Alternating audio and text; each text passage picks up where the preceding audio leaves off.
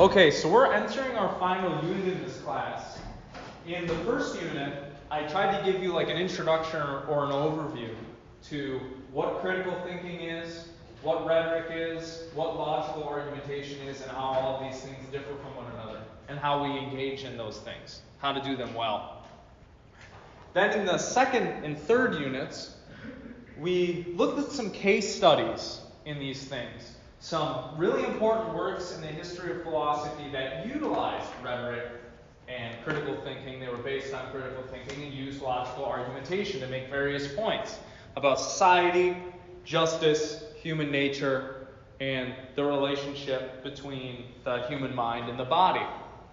Well, in this last unit, what I thought would be interesting for us to investigate is what is the status of these things? And what I mean by that is, how should we think about rhetoric and critical thinking and logical argumentation? How often should we utilize them? Are they on the whole useful or useless? Are there moral issues or questions with using them? How much of our lives should be taken up by logical thinking, rational argumentation, critical thinking, and rhetoric? Today we're going to start by looking at rhetoric. And there are a lot of questions that come up with this. What I gave you at the beginning of the semester was basically just an introduction to what rhetoric is.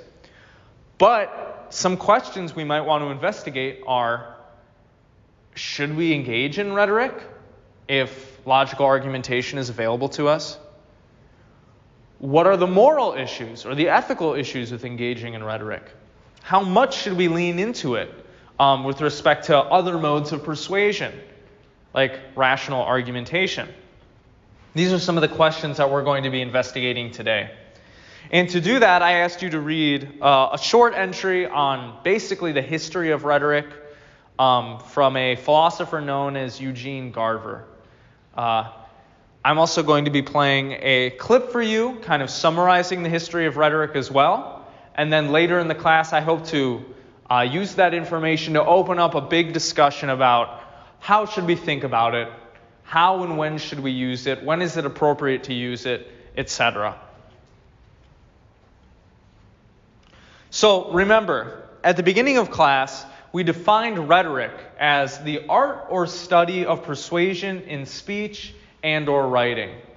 I think Aristotle said in his book on rhetoric, rhetoric is the art of finding the means of persuasion in any given instance. The purpose of rhetoric, we found, was to persuade people to think and or act in certain ways. And we gave a whole bunch of different examples of rhetoric, right?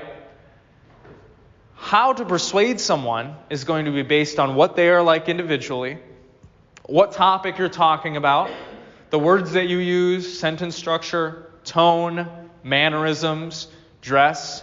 All of these things have some sort of persuasive influence on your audience, right? So if we're going to engage in rhetoric, we need to be mindful of the subject, the topic, the audience, the person giving the speech, the purpose for the speech or the writing, etc. And we talked about also the rhetorical triangle. So there was ethos, pathos, and logos. Three primary ways that Aristotle outlined for persuading people about various things. You could appeal to their emotions, right? This is pathos. You could appeal to the logical part of people's beings, their minds, using rational argumentation. This is logos. But then you can also appeal to people's ethical beliefs and their values. This was ethos. And so we investigated the different ways that these different appeals can be utilized to persuade people of different things. We didn't, however, really investigate the extent to which rhetoric should play a role in our lives and what its relationship is to critical thinking and logical argumentation exactly. So that's what we're going to be focusing on today in this final unit. In the classes after today's lecture, we're going to be looking at the status of knowledge. Do we actually have the knowledge that we think we do? How do we receive knowledge? How do we obtain it? Is knowledge something that's constructed? Is it the result of an objective, value-neutral process or not? We're also going to look at the status of rationality. Should we try to be rational all the time? Is human life all about giving rational arguments for things? Or are we fundamentally motivated to think and act based on non-rational things, based on non-rational causes? All of these are somewhat connected. We're taking kind of now in this final unit a meta view of all of the stuff that we've been looking at so far. On Aristotle's famous book of Rhetoric, he outlines 3 different kinds of rhetoric that we haven't really dug into yet. The first is forensic rhetoric.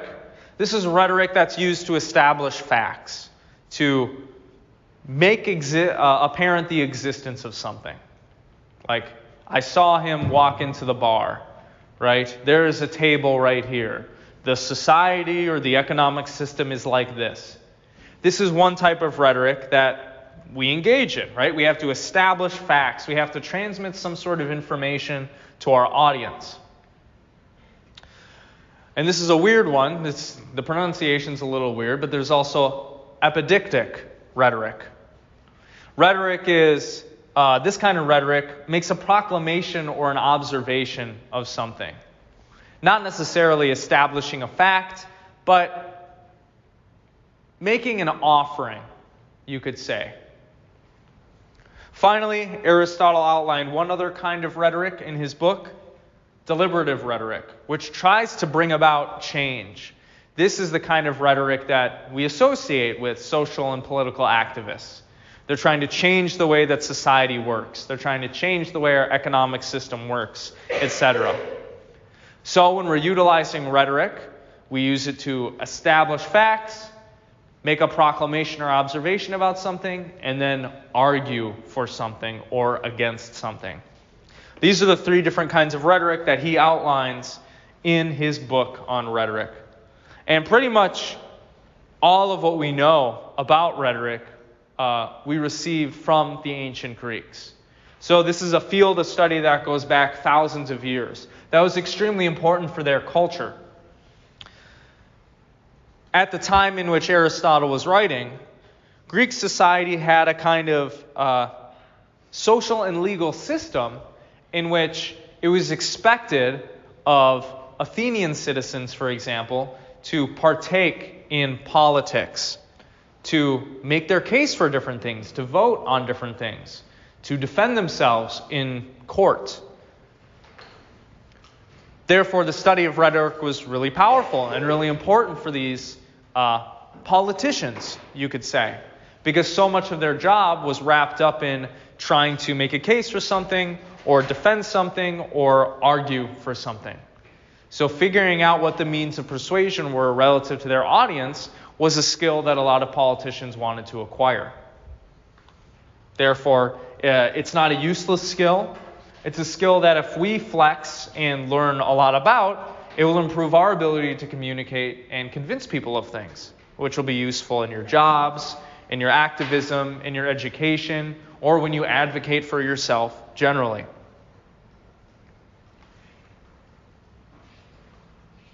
This should say the history of rhetoric at the top, sorry. Based on the entry that I asked you all to read for today, Eugene Garver goes into a historical analysis of rhetoric. He claims in this entry that Plato is the one who actually first came up with the term rhetoric. Socrates was said to be Plato's mentor and teacher. Plato was said to be Aristotle's mentor and teacher. So it's no surprise that Aristotle would write on rhetoric, given that Plato had made some arguments about it and its relationship to philosophy in a lot of his books, which we'll get into later. But Plato's primary aim in defining rhetoric and in using this word and inventing this term was to distinguish it primarily from philosophy. Recall, philosophy literally means love of wisdom, coming from the Greek terms Philo and Sophia. For the philosophers, for Plato and Socrates and everybody else who considered themselves a philosopher during this time, what was paramount was finding the truth, discovering the way reality works, and communicating that. Well, what Plato saw during his day was that there were a new group of people popping up. We've already talked about this group of people, the sophists. Okay? The sophists weren't necessarily interested in figuring out the way that the world worked. Instead, what they were doing is selling their services to young men, teaching them how to persuade people of things regardless of the truth. And so Plato, in The Republic and some of his other works, had some pretty nasty things to say about rhetoric because he saw it as basically antithetical to the way that we should think about and act within reality.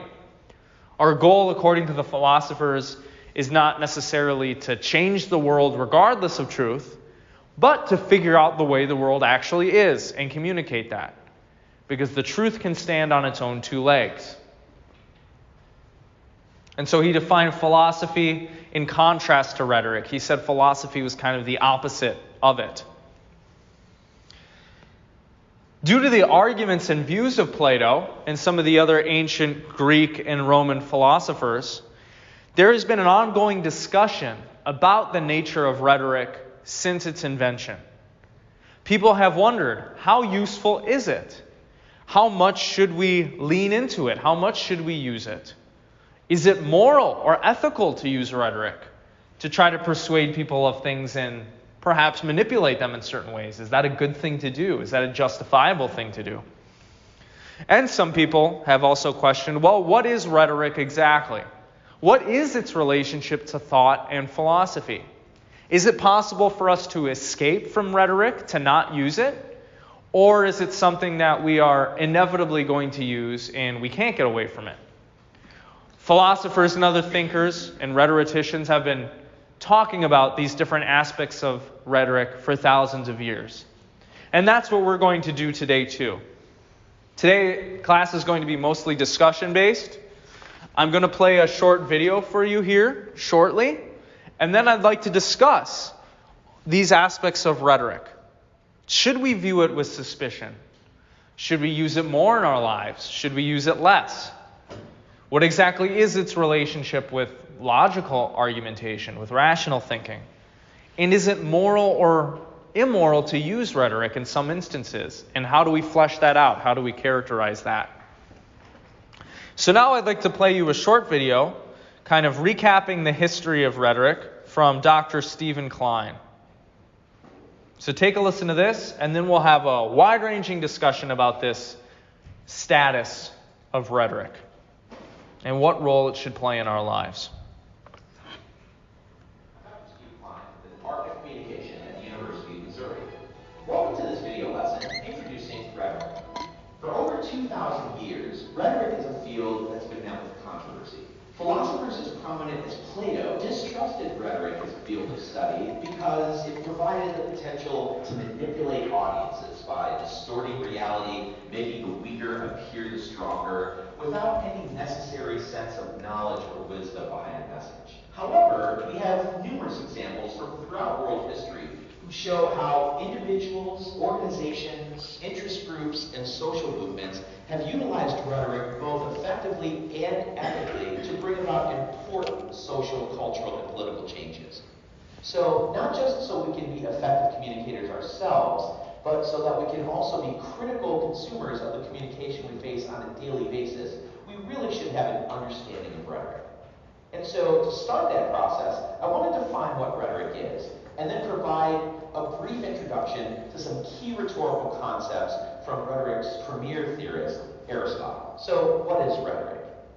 Rhetoric is an aspect of education that's been recognized ever since the days of the Greek polis and the Roman Republic as absolutely essential, not just to be an effective career professional, but also to be an effective public citizen. When we get to the Renaissance and the university system starts developing the notion of a liberal arts education, rhetoric becomes part of the essential core of the liberal arts, something absolutely necessary to be a completely educated individual. So rhetoric's important, but that doesn't tell us yet what it is. According to Aristotle's treatise on rhetoric, rhetoric is the ability in a particular case to identify the available means of persuasion. It's a simple definition, but it's got a couple of components that are really important. The first important component is this piece. In a particular case, persuading someone is not a paint-by-numbers enterprise. You can't take the same message presented in the same way to different audiences and different situations and expect to have effective results. Aristotle and others recognized that rhetoric is situated. In order to be able to persuade any audience, one needs a really clear understanding of contextual circumstances. What is it that's surrounding the message that's going to influence the way that you present it and the way that audiences receive it? Aristotle constructed three divisions of rhetoric that define the primary context in which persuasive communication often takes place. The first division is deliberative rhetoric. This is the rhetoric of the legislature. It's about policy argument. In other words, convincing an audience to take a course of action. It's about making laws, but it's also about how we select our leaders in election campaigns, how interest groups and social movements convince us to support certain policies or points of view, or to move social change in a desired direction. But deliberative rhetoric can also be as simple as commercial speech, which convinces us to buy a particular good or service or to support a particular brand. It's about engaging in a course of action and whether or not that's appropriate. The second division of rhetoric is forensic rhetoric. For Aristotle, this was the rhetoric of the law, of the courts and the legal system. In order to determine questions of justice, whether someone was guilty or not guilty of a crime, whether or not someone was liable or not responsible for some violation of the civil law, we needed to engage in fact-finding and to construct a case to convince a jury that someone is guilty or not, responsible or not. But forensic rhetoric goes beyond just legal rhetoric. In contemporary use, we can think about forensic rhetoric as the rhetoric of science. How do we convince someone that a new theory is actually a valid way of understanding the universe? Or how do we convince somebody that a particular set of research findings is actually valid and convincing? So the third division of rhetoric is epidictic. We also engage in rhetoric in order to promote community values. In situations that involve rituals or ceremonies, moments of community entertainment and memorializing, Aristotle recognized that we use rhetoric in these circumstances when we praise a person or an idea or an event to remind the audience who we are as a community and what kind of values we stand for and admire. And we see this kind of rhetoric today in everything from presidential inaugural addresses to commencement speeches at a graduation ceremony to the best man toast at a wedding reception. So in deliberative, forensic, and epidictic rhetoric, we see different sets of circumstances that require different sorts of expectations and different sorts of rhetorical strategies.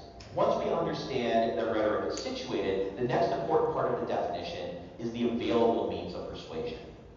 If we have an understanding of context, then we can start getting at the central question, what are the options that are available to me in order to persuade my audience? There's a couple of ways that we can look at this. The first is to understand how persuasive messages are constructed and presented in the first place. Since the time of Greek and Roman rhetorical education, and as especially well articulated by Roman rhetoricians such as Cicero and Quintilian, the canons of rhetoric are essentially the steps involved in the rhetorical messaging process. The first step is invention. One needs to figure out, what am I going to say? What are the main points I'm trying to establish in order to support a given thesis? What's the content of my message? What lines of argument do I need to present? What kinds of supporting materials are going to provide evidence to justify my claims? The next step is, what order are the points going to be in? That's the canon of arrangement or organization. The way in which I sequence my points is important, not just for clarity, but also to make my argument more logical and also to develop my audience through a motivational process. So I want to select and arrange my points in ways that are strategic. Once I know what I'm going to say and what order the points are going to be in, The next canon is style. Traditionally speaking, this has been about the use of language in order to frame my message in a way that is both clear to the audience to understand and engaging and aesthetically pleasing enough to grab my audience's attention and keep them engaged. But it's not just about language anymore. In contemporary rhetoric, we can think about how a message is styled in everything from the use of images and video to the use of music and sound effects and a whole host of multimedia special effects that make it possible for us to understand and be engaged in a message. The fourth canon is that of memory. In classical Greece and Rome, this meant learning certain mnemonic devices and other sorts of strategies so that one could deliver an oration anywhere from an hour to 2 hours to 6 hours long, verbatim, without notes. That's pretty impressive. These days, that really isn't the expectation for most public speaking situations. But memory today is about the process of preparation, how we do things like write speech manuscripts and outlines, how we construct the materials we use to present our speech, such as note cards that provide a speaking outline. It also involves such things as the construction of presentation aids, like the PowerPoint I used to put this video together. The final part is the presentation, the delivery. This canon traditionally involves the use of the voice and the use of the body in nonverbal communication to convey the message. But as we can see in contemporary rhetoric, the canons of style and delivery combine in some interesting ways, because we can present mediated messages through everything from sound to vision. But this is how we put persuasive messages together. What makes them persuasive? Well, Aristotle spoke to this as well. Scholars of Aristotelian rhetoric sometimes refer to the artistic proofs. Artistic because they come from the art of rhetoric. Proofs because these are the way that we convince our audience, ways in which we persuade them.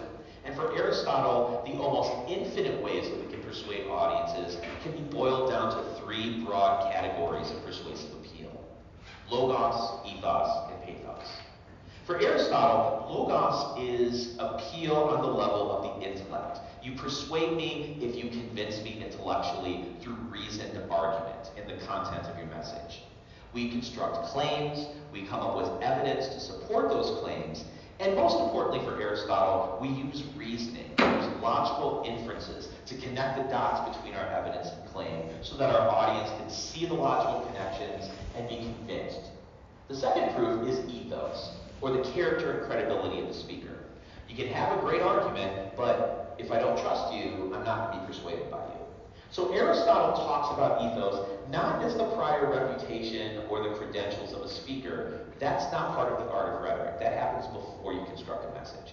Ethos is about what a speaker does in the message to convince the audience that they can be trusted, that they can be believed, either because they have knowledge and expertise, or they have values and ethical stances that the audience admires, or they're looking out for the audience's best interests. All of these involve speaker credibility. Finally, if logos is appeal to the mind and ethos is appeal to the soul, pathos is appeal to the heart, the guts, and the glands. It's about audience emotions and senses, appealing to the mood and temperament and reactions of audiences in what some would critique as an irrational way. And Aristotle recognized that pathos appeals had the potential for ethical manipulation and distortion. But he also recognized that appealing to audiences' emotions and senses can be absolutely essential to persuasive success. Not everyone is going to be able to be persuaded by logical argument alone on an issue. For instance, if they don't recognize why it's relevant to them, or they're just not interested and engaged enough to pay attention to the message in the first place. So, in effective and ethical combination, logos, ethos, and pathos provide the resources necessary to persuade an audience in any given situation. We can think about how these proofs play out in a framework based on Aristotelian theory, often referred to as the rhetorical triangle. It essentially establishes all of the relevant pieces in a rhetorical moment, as well as the important relationships between them. First, any rhetorical action is going to involve a message source, what's often referred to as the rhetoric. So, the speaker in a public speech, or the author in a written message. Now, of course, if we're going to engage in persuasive communication, we need someone to persuade. And so any rhetorical moment is going to have an audience, the recipient of that message. And of course, in order to persuade that audience, the rhetoric needs to construct a message, which is often referred to in this field as the text. The relationships between these pieces are important. Rhetoric in particular needs to think about the relationship between the speaker and the audience. Rhetoric is goal-oriented, and every choice a message source makes in order to put a message together has to think about the purpose of that message in order to persuade the audience. So each decision made throughout all of those 5 canons of rhetoric we talked about earlier need to keep this purpose in mind. Doing so, then, we can think about the relationship between the source and the message as the consideration of the content of the message through the process of invention, and the tone of the message through the canons of style and delivery. Given the purpose of the message, how does a speaker put together the message in such a way that it's going to fulfill the intended purpose? Now, of course, it's vital to keep in mind that just because a message source intends that text to be interpreted in a particular way doesn't necessarily mean that that always happens. The final relationship is critical. The relationship between the message and the audience, or reception. Because once a message is out there, an audience that's made up of human beings with their own free will and bringing to this rhetorical moment their own knowledge, experience, and values and feelings, have the capacity to interpret a message in any number of ways. So if a speaker wants an audience to interpret a message in a particular way that fulfills that speaker's purpose, the content and the tone of the message need to take the audience into account in order to guide the reception of the audience in a specific desired direction. And so you can see in this very simple but elegant and important configuration, the 3 elements of any rhetorical moment, the source, the message, and the recipient, can be understood in complex ways to see how persuasion works and why persuasion doesn't work when it doesn't. So in a nutshell, that's over 2,000 years of rhetorical theory in just a few minutes. Hopefully by now you've got a better understanding of what rhetoric is and the primary elements of what makes rhetorical persuasion what it is. If you have any questions about the concepts or issues raised in this video, please feel free to make a comment or reach out to me and ask a question, and I'd be happy to address whatever concerns you might have. Otherwise, I'll see you in my next video. Okay, so that gave us a good overview again of what we studied in the first unit, as well as a little bit of history about how rhetoric was viewed and how it was used and what its purpose is. What I'd like to do now is just kind of have a discussion about all this, because we haven't really talked about how much of a role rhetoric should play in our lives. So, the first question I'd like to ask y'all is, what exactly is the relationship between rhetoric and logic, between reason and persuasion? As we saw in Plato's philosophy in the Republic, in our second unit, he had a lot of bad things to say about the sophists who utilized rhetoric and who taught it to people, right? And so, can we really separate logic from style and delivery and how we use words? Is it possible to be a logically thinking person, somebody who constructs rational arguments, and not utilize rhetoric? What do you think? I think it's almost like a precursor in us to use rhetoric when it comes to certain things. Like even as children, like wanting to avoid getting in trouble or anything like that. I feel like we learn to use rhetoric very early on. Like it's almost just like an essential part of what we do as human beings. Yeah, that's a good point, right? A lot of the way that we've been studying rhetoric so far in this class is I've been kind of conditioning you into this view that rhetoric is often thought about in intentional terms, right? We can utilize rhetoric intentionally to make a point. But that doesn't have to be the case, right? Because of the way that we're brought up, the words that we're taught, the culture that we're raised in, undoubtedly, we are conditioned to use words and think of words in certain ways, right, without even realizing it. So you might say, it's impossible to actually not use rhetoric, right? It kind of just comes through in however we speak and our mode of engagement with others, right? We each have a unique mode of engaging with other people, regardless of whether or not we're thinking about that, right? Bless you. So it would almost seem as if we're using rhetoric all the time, even if we're not intentional about it, right? Or conscious of it. What do you think? Well, I think it's just like,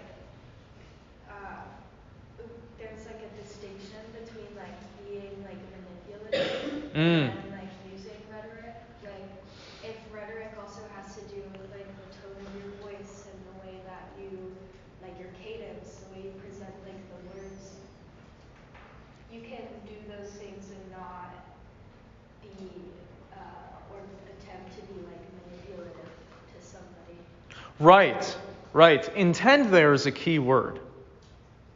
Depending on your definition of manipulation, you could say what I'm doing to you right now is manipulative.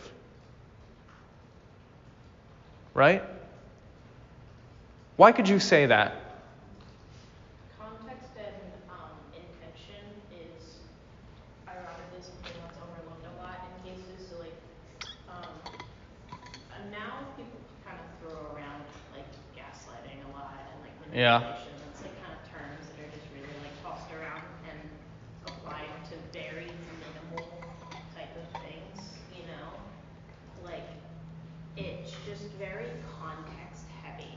So like in the context of you quote unquote manipulating us, it's you are feeding us knowledge for the benefit of teaching us, and that in itself applies a context that makes it no longer manipulative. Say like you are feeding us this information and it's purposefully wrong and you want us to fail or whatever like type of evil genius scheme you have. Yeah. Like that then would be manipulative due to the context difference and the intention difference.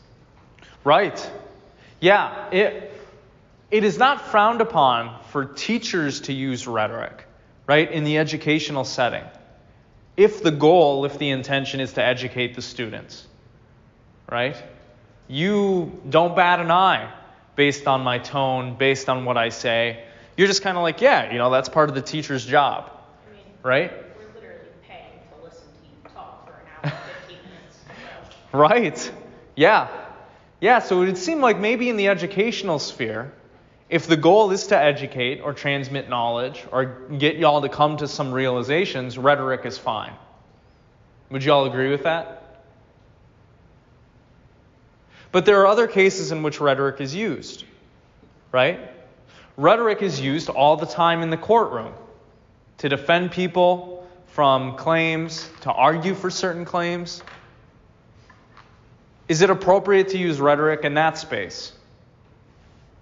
Yeah. Why? Because it's like, I don't know, I can imagine trying to prove something without using rhetoric. Yeah, so you almost see it as like an intrinsic feature of how we communicate with each other, right? And their communications abound in the courtroom, right? You can't get anything done without communication. That also walks the line of like what is like effective communication versus rhetoric, because you are trying to get someone to actively understand your perspective and trying to convince them for the sake of either someone's like jail time, even less extreme situations, like something to truly benefit the person. But it's kind of like the line of rhetoric, walks the good and bad type of like quote manipulation, because is it truly like a malicious rhetoric if they genuinely believe so? If they're just genuinely trying to convince, like is convincing in the court rhetoric? I would say so. What would y'all say? So that like kind of brings rhetoric in a positive light if you're defending somebody who's innocent, let's say, right? What if you have a really great lawyer who's trained in rhetoric? Let's take the character from Better Call Saul, right? Who can get people off from, they've done the crime, but he can get them off, right? Is that cool? Do we want to allow that? Can we not allow that, you know?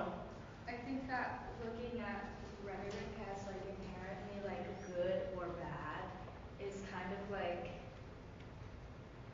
I don't know. I mean, like it's a valuable conversation to be had, but I also think that it's just like that's just the way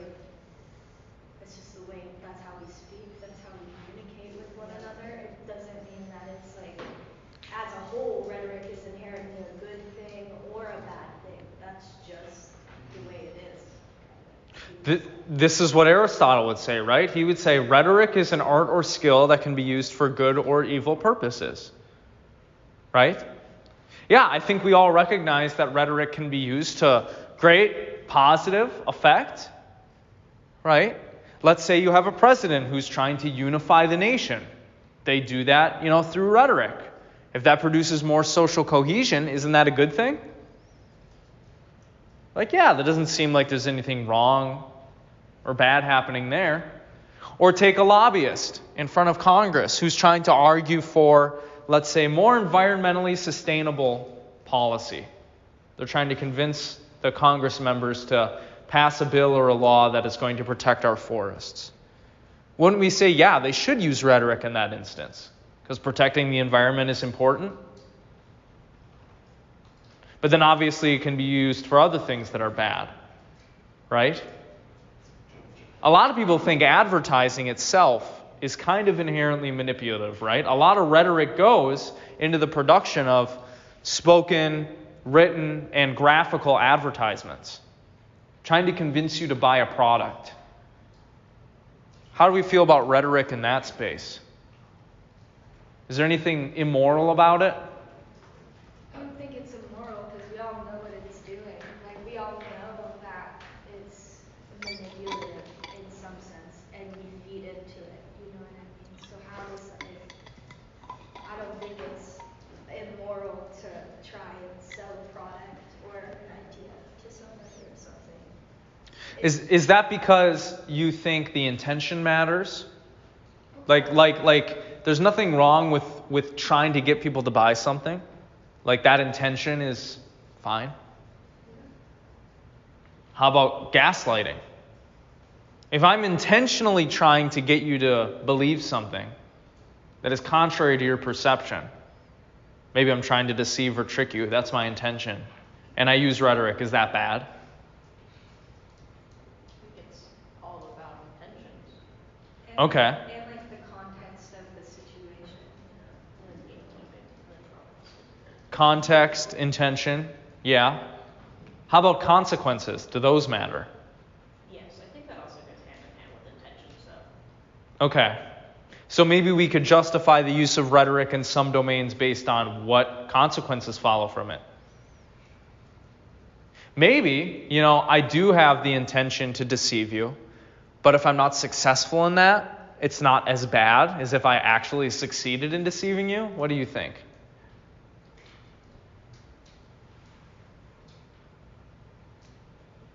Or maybe both of them are immoral because the intention isn't the right one, right? It's not in the right place. My heart isn't in the right place.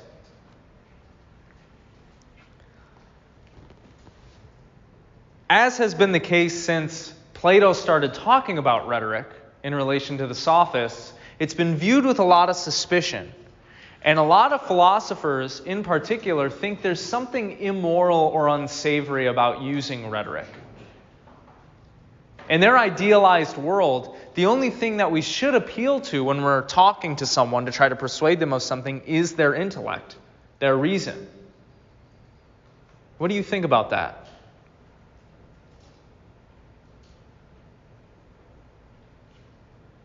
If we could create a perfect world, would we only use logos and not pathos or ethos? No, I think that just like shreds away the human experience, you know what I mean? Like we are not inherently just logical beings. And in order to persuade somebody fully, I kind of feel like you can't just go for the logic. Like you have to go for the other parts as well. You have to be able to appeal to their emotions and their senses and their logic all at the same time in order for it to be like truly persuasive to somebody. Okay, so maybe trying to eliminate pathos and ethos kind of betrays what it means to be a human and how to and what the experience of human life is, in a way. Should we ever try to use rhetoric that doesn't have any logos in it? What if it's all pathos and ethos? Well, in the case like you're trying to sell somebody something, or you're trying to like indoctrinate them with some sort of idea, I think that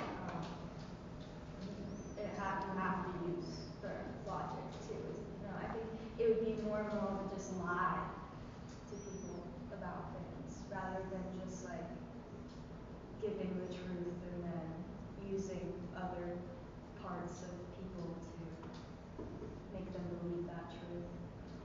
Is there anybody here who's a little uneasy with trying to persuade people of things by appealing to their emotions? Does that seem a little out of bounds to some people or no? I'm telling you for everyone, but I think it's also intentions. Okay. I think so much just walks the thin tightrope of what does the person who's using like this rhetoric want? What do they want? Ultimately, how will this benefit them? Okay, so that's an interesting comment. Let's get a little more nuanced here. Let's say Thanos approaches you from the Marvel Universe. Okay? And he's like, look, I'm trying to preserve life in the universe. That's my goal. I have a noble goal in mind. In order to do that, we got to kill half the life in the universe. So his intention is good, right? He's trying to preserve life, right? Ultimately, so we don't overpopulate and starve ourselves of resources and then die out forever and go extinct. But he's proposing some strange method, right, of trying to bring about that goal. Is that bad? He also did it through means of notably mass violence. Yeah. Well, I don't know if I'd say violence, right? Did anybody experience any pain or... He literally like beat the shit out of like half the people in the movie. That's true. But the majority of the people who dissolved, right? He didn't hurt them. It's like right? It's the epitome of a oh my god, what's it called? An anti-hero. Like Yeah, sure. A morally gray protagonist that they, it's what like kind of like vigilante-esque where they will do anything to get to the means of their typically like positive goal. So like kind of like Batman, like going like around people like how things should be done just to make it better in the long run.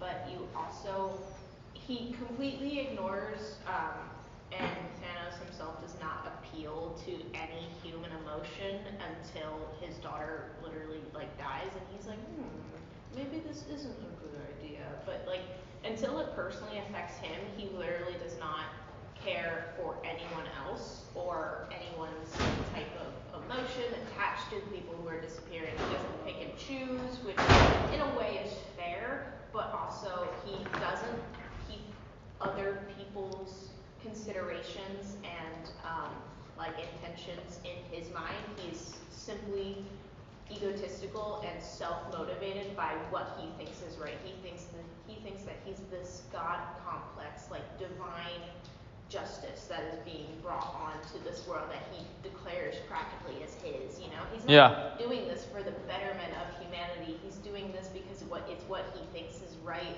without consideration at all. Okay, so his intention is not pure. No. You don't think? Okay. Okay, so I've never seen.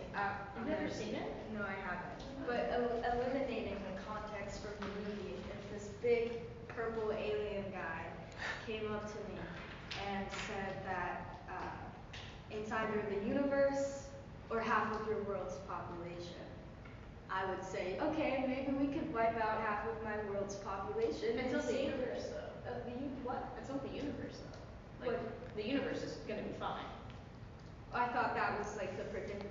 Was Well, saving it- in order to save the whole, Humans you are have gonna- to eliminate the one, you know what I mean? Humans are basically gonna kill themselves eventually, no matter what, whether it takes 100 years or 1,000 years, just because of war, overpopulation, famine and stuff. But he is like, yeah, if we wipe out half the population, you guys will live so much longer.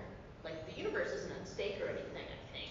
It's Well, I thought I interpreted his claims as being universal. I thought it was like half of all life everywhere. Okay, well, But maybe I'm wrong. I haven't read the comics. It's been a long time. But either way, I would say that, yeah, like, and if I want to say, I have to have the best shot at saving the most people. You know what I mean? Okay. If that means eliminating half of this world's population, I guess that's what we gotta do. It's a very utilitarian mindset, right? That's the exact mindset that Thanos has. He's like, yeah, you got to break a few eggs to make an omelet here, people. Adding context, like more to that, the situation, like giving the background behind, like why he's doing this and like all of that. That's what.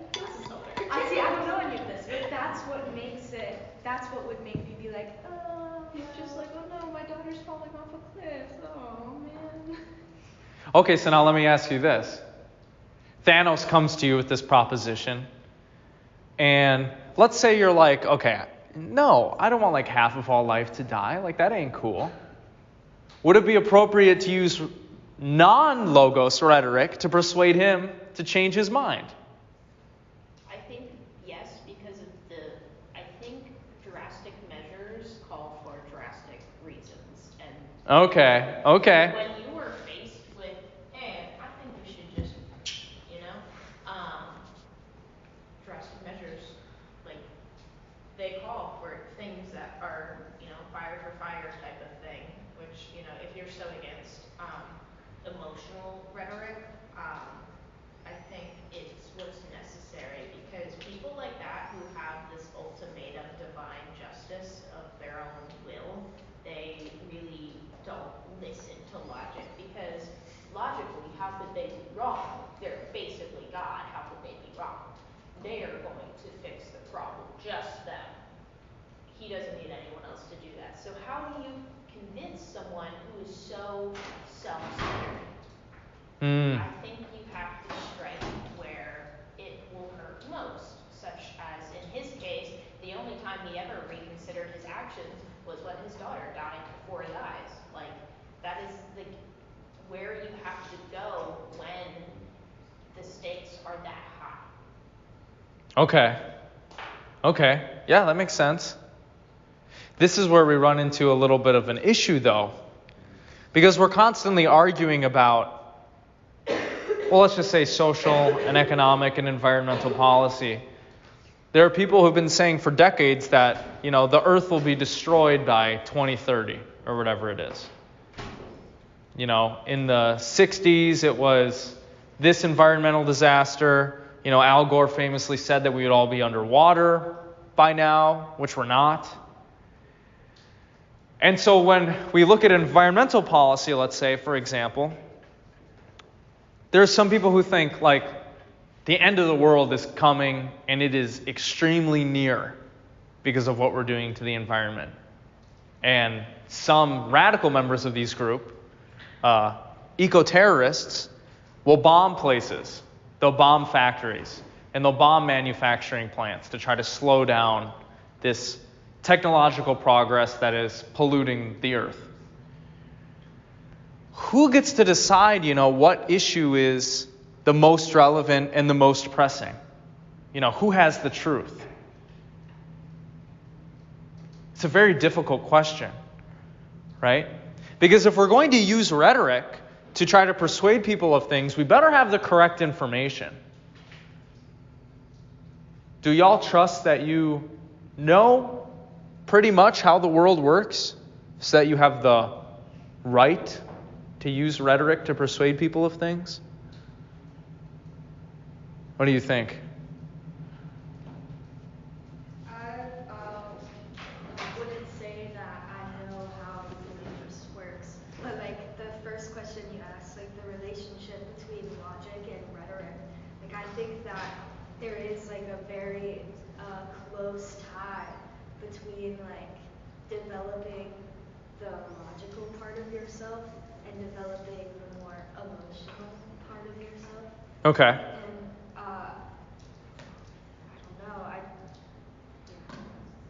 I don't know, There's probably some truth to that. Yeah. I'm a pretty long leader, so I've had to get very comfortable with the fact that I'm going to have to use rhetoric or like Right. try to persuade people. So, and I'm probably never going to use rhetoric to do it in like a malicious way. So how I got comfortable with it was like it always boils down to the person's decision whether they want to believe you or not.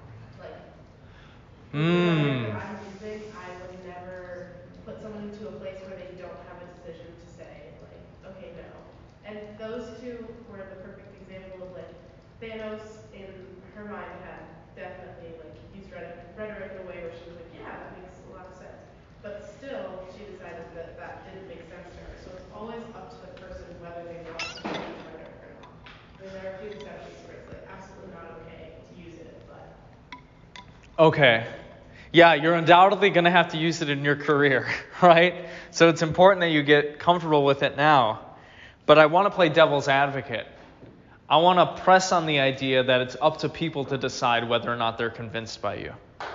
If you're a really good rhetorician, they don't have any control, right, over whether or not they believe you. You just convince them because you're that good. Is that manipulative or weird in a way? I don't know. If I'm understanding your question correctly, I kind of understand where you're coming from because I personally feel, and as I've gone through, like just looking at politics in general, like I feel like if someone has that opinion, they're entitled to it, and if you cannot convince them with rhetoric or with whatever type of argumentation that you use, that is not necessarily your fault that they're just really stuck on their belief.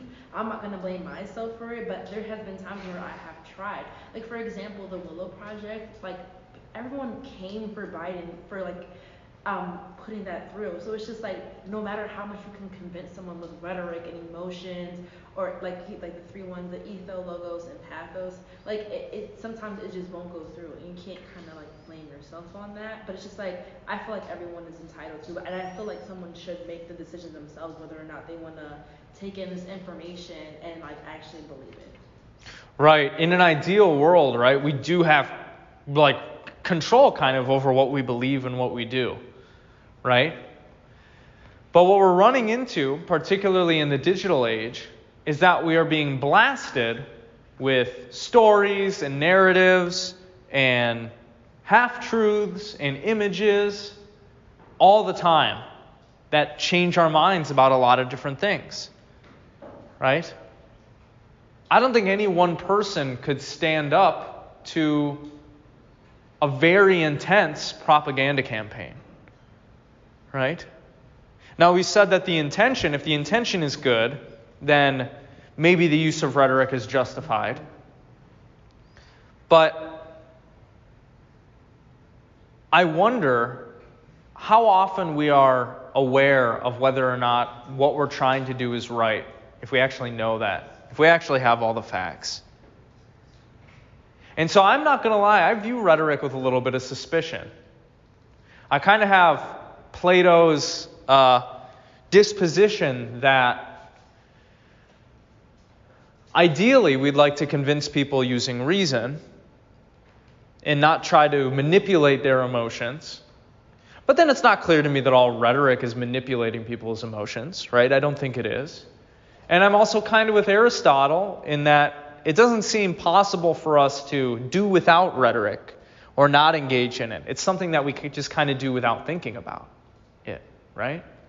It's just kind of our way of communicating. So you're going to have to kind of make up for yourself, how much of your life you're going to devote to rhetoric and persuading people of things. How big of a role rhetoric is going to play in your life, how much you're going to lean into it. It's a question you're going to have to make up for yourself, and I think there are a lot of ethical and moral problems that come with it when you're going to try to work it out. I think Plato's kind of a hypocrite when it comes to how he Ooh. feels about rhetoric and stuff. Because if he's so against rhetoric and like sophistry, and people should pursue the truth, but then he makes whole classes of people are only getting small little portions of this like censored truth. He's manipulating all of these people into being in these specific like social classes. He's using rhetoric in order to put people in these different ranks. Yeah. But he's like against it. He doesn't like it. I don't understand. Let me give you a little bit more context and play devil's advocate again.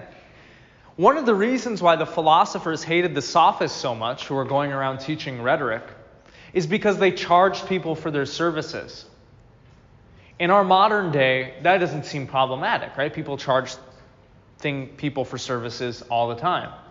We charge for education, whatever it is.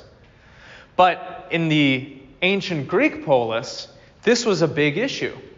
Because what this ended up producing, or would produce if we allowed the sophists to have their way, so Plato argued, is that only the rich people would be able to defend themselves in court. Back during those times, the legal structure was such that you defended yourself in court if somebody came with an accusation against you. And so the philosophers were like, whoa, like we can't put a price on education. Like, what are the poor people going to do if they get accused of something? Only the rich people have access to the rhetoric training, so they're always going to get by. They're always going to be able to convince the court, and the poor people are going to get fucked. Are you a little more sympathetic to Plato's view? No. I appreciate your honesty. Good. I agree that education should be free, that it was wrong for the sophists or whatever to charge people for that sort of knowledge. However, he's just putting people in schools and teaching them specific misinformation about things in order for them to grow up into these social ranks that they're put in. And that in itself is inherently manipulative. You know what I mean? Regardless of money. I don't care if these people are paying to be indoctrinated. It's just the fact that they are being indoctrinated with certain ideas that Plato wants them to be indoctrinated with. That's fair. Yeah, we don't like manipulation, right? And we kind of treat manipulation as if it's bad and it's immoral. But is that true in all cases? What do you think? I think sometimes manipulation is needed. So it's morally justifiable in some cases? Yeah, but it really just goes back to what you've been saying, context and intent, you know what I mean? If you're trying to save yourself or something, and you have to manipulate in order to get out of that, or if you're trying to build yourself up, and there's no other way to build yourself up, and you have to manipulate to get to that point, that's just how it is, you know what I mean? Yeah. No, that's fair. Perhaps you might even say manipulation is justifiable if you're trying to save somebody else, right? Maybe from themselves. Somebody who has a mental illness or has a drug dependency or substance dependency issue. Maybe manipulation in those extreme cases might be justifiable. In Plato's case, though, what's more noble than trying to construct an ideal society, though, where everybody's happy and loves each other? Isn't that a justifiable use of the noble lie that we talked about in the Republic? Yeah, for sure. I just think that he went about it all wrong. Nothing about his ideal city is that ideal. Okay. And also the last question, is rhetoric ever morally justifiable? I think even in the context of it being manipulative, we have to justify rhetoric because it is an essential part of how we communicate with one another. Me talking right now, I'm sure there's some little type of rhetoric I'm using to try and convince you of something, you know what I mean? Sure, yeah. In order to persuade somebody, in order to get somebody to believe in anything, you kind of have to leave it almost. Okay. And maybe not have the same suspicion of it that the philosophers did. Okay. Yeah. What do the rest of y'all think? Should we? Does that mean we should lean into it then? We should use it more and more? Or maybe should our goal just to be? Maybe our goal should just be to educate people about it and make people aware of it? What do you think? Or, to make the world a better place, should we not tell people about rhetoric but use it ourselves? I think that there's a balance between everything really. And I think that there should be a balance between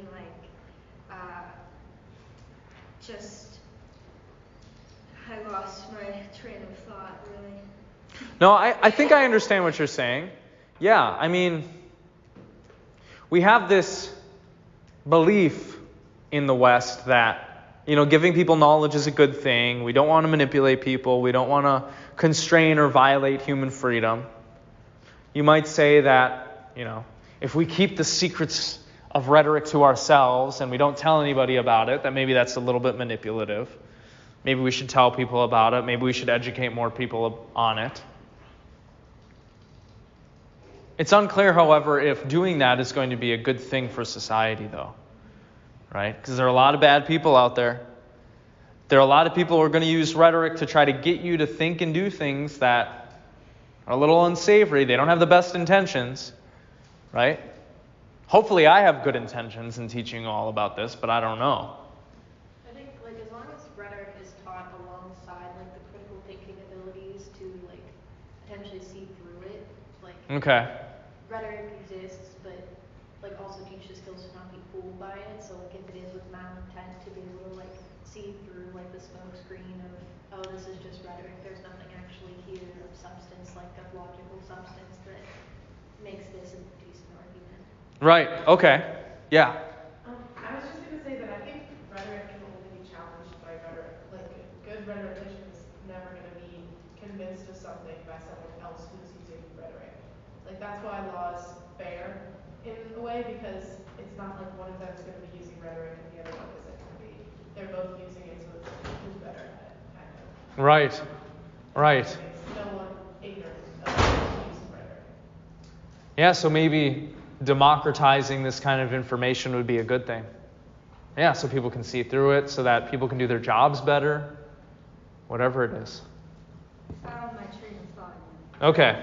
So there's balance in everything. So if you want to lead a truly a life that's well-meaning to you, you cannot be a perfectly rational person, and you cannot be a perfectly irrational person. You have to have the both of them mixed together. You have to have manipulation and the truth. There has to be that sort of balance, or else you're just not getting the full extent of the human experience, Okay, and you're kind of saying humans they're not like cold computers. And they're not completely emotive either, right? There's there's both sides. Yeah, and there's a lot of strength in being stoic, but there's also a lot of strength in being the exact opposite of that. And that's why I think you have to find the happy medium almost in order to get the complete value of the things around us. Okay. Yeah. Hold on to that thought once we talk about the status of rationality. Because you made a point that the irrationalists are going to make when we investigate them. So maybe meditate on that a little bit, yeah. So my friend recently had a situation where, so him and his girlfriend broke up. And the circumstances of how they broke up was quite impulsive, because he has had a friend for a long time who has been telling him how awful his girlfriend was for the past few months. Okay.